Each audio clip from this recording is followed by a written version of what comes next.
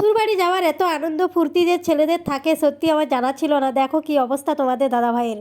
তুই যে তোমাদের দাদা ভাই যাবে তা নয়, আমিও যাব। তার জন্য যে হাতের চুড়িগুলো অনেকদিন পরিষ্কার করা ছিল না, তাই একটু পরিষ্কার করে নিলাম। সকাল থেকে উঠে সংসারের সমস্ত কাজবাজ কমপ্লিট করেই স্নান টান করে রেডি হয়ে তারপরে এই যে দুপুর 3টে বেজে গেছিলো আমাদের রেডি হতে হতে। তবুও দেখো যাওয়ার বেলায় কিন্তু কাজই শেষ হচ্ছে না, একটার পর একটা কাজই রয়ে যাচ্ছে। আমাদের মেয়েদের কিন্তু এরকমই, কোথাও একটা গেলে বাড়ির বা সংসারের সমস্ত কাজ কমপ্লিট করে কাজ গুছিয়ে তারপরেই যেতে হয়। এটা বাবার বাড়ি হোক বা অন্য কোনো জায়গা, সংসারের যাবতীয় কাজ গুছিয়ে রান্না বান্না কমপ্লিট করে তারপরে যেতে হয়। ভেবেছিলাম সকালবেলায় একটু তাড়াতাড়ি যাব, কিন্তু না, প্রত্যেকটা কাজ গুছিয়ে করতে করতে হয়ে গেল কিন্তু বিকেল হয়ে এসছে প্রায়।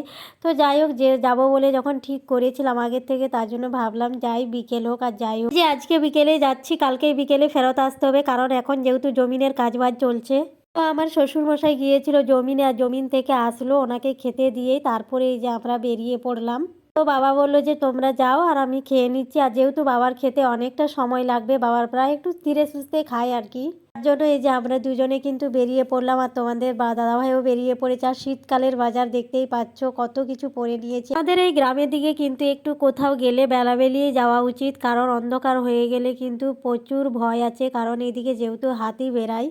জঙ্গলি হাতিগুলো কিন্তু বিকেল 4টা হলেই রাস্তার দিকে বেরিয়ে পড়ে, আর রাস্তায় যদি কোনো মানুষজনকে দেখতে পায় তাহলে কিন্তু মেরে ফেলার চেষ্টা করে। সত্যি এই সময়টা দিনকাল এতই খারাপ যায় যে মানুষজন শান্তিতে কিন্তু কোথাও যেতেও পারে না। রাস্তায় বেরোলেই কিন্তু জঙ্গলি হাতির ভয়, কারণ রাস্তার দুই সাইডে এত জঙ্গল থাকে, শাল জঙ্গল জঙ্গলও থাকে, তার জন্যই কিন্তু আমাদের ভীষণ ভয়ের একটা ব্যাপার থাকে। জঙ্গল এরিয়া রাস্তাগুলোতে দেখতেই পাচ্ছ বেরিয়ে পড়েছি, আর এই যে দুই দিকে শুধু জঙ্গল আর জঙ্গল। আর শ্বশুরবাড়ি থেকে আমার বাবার বাড়ি কিন্তু খুব একটা দূরত্ব নয়, হার্ডলি 15 থেকে 20 মিনিট লাগে বাইকে যেতে। আর তোমাদের দাদাভাইয়ের ফুর্তি দেখো, সত্যি ছেলেরা যে এত আনন্দ পায় শ্বশুরবাড়ি যেতে, একে দেখলেই আমি বুঝতে পারি। আর এদিকে দেখো আনন্দে কিন্তু স্টাইল দেখাতে দেখাতে না কি না করে ফেলে।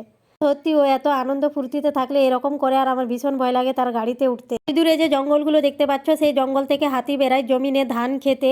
ফাইনালি কিন্তু আমরা চলে এলাম বাবার বাড়ি। আর এই যে বাবার বাড়ি এসেই দেখি মা এই যে ধান টান গোটাচ্ছে, মানে তাদের ধান টান ঝাড়া হচ্ছে, আর এদিকে গোটাচ্ছিল।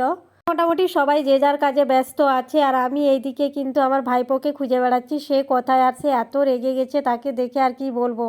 তো কোলে আসতেই চাইছে না, আর কথাও বলতে চাইছে না। তো সে তার ওই ডাব্বা দিয়ে তার জামাইবাবুকে মারবে এরকম রাগ দেখাচ্ছে। দেখছো কি সাহস হয়ে গেছে রে বাবা। যেহেতু আমরা অনেকদিন আসিনি, তার জন্য আমাদের ওপর এত রেগে গেছে। আর এইদিকে দেখো এত বড় বড় লাউ ধরেছে, কিন্তু বাবা আমাকে ডাকলো যে দেখবি আয় কত বড় বড় লাউ ধরেছে। তার জন্য আমি এখানে লাউ মাচার কাছকে চলে এসেছি। লাউগুলা দেখলাম, যে এখান থেকে কিন্তু আমি একটা লাউ নিয়ে যাব বাড়িতে। এই শীতের দিনে লাউয়ের চকলি পিঠা খেতে সত্যি ভীষণ ভালো লাগে। আর পিঠা তো করব অবশ্যই বাড়িতে নিয়ে গিয়ে, সেই ভিডিওটাও তোমাদের সঙ্গে শেয়ার করব একটা ভিডিওতে। তো অসংখ্য ধন্যবাদ যারা যারা আমার এই ভিডিওটা এতক্ষণ ধৈর্য ধরে দেখলে বন্ধুরা। এরকম আমার ছোট্ট ছোট্ট মিনি ব্লগ দেখতে তোমাদের কেমন লাগে অবশ্যই কিন্তু কমেন্ট বক্সে জানিও। যদি ভালো লাগে পেজটা ফলো করে রাখবেন, নেক্সট ভিডিও তোমাদের সামনে চলে